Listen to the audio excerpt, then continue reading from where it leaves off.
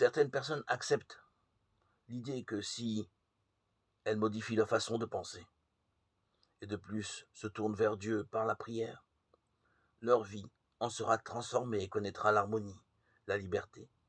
La logique de ce principe leur plaît, elles le mettent sincèrement en pratique. Puis, au bout de quelques jours, elles se disent, après tout, il n'y a pas de changement.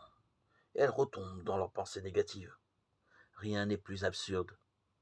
Les résultats d'une manière de penser généralement négative ne peuvent se corriger en quelques jours. Une personne soumise à des prescriptions médicales, à un régime alimentaire nouveau, ne s'attend pas à en retirer le bénéfice en si peu de temps.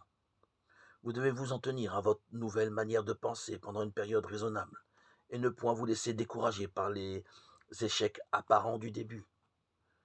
Le motif légitime qui vous pousse à adopter une manière de penser correcte n'a d'autre raison que celle d'être, en effet, légitime alors qu'une manière erronée de penser est erronée, et que nous devons agir correctement.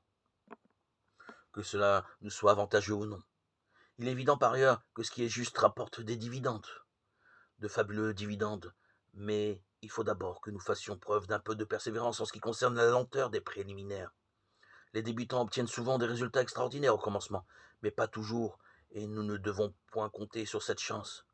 Il faut que nous comprenions que la pensée correcte, la pratique de la présence de Dieu, n'obéissent pas au hasard, mais à une loi inflexible, même si un peu de temps et de persévérance sont nécessaires pour démontrer cette loi. Vous me chercherez, et vous me trouverez si vous me cherchez de tout votre cœur.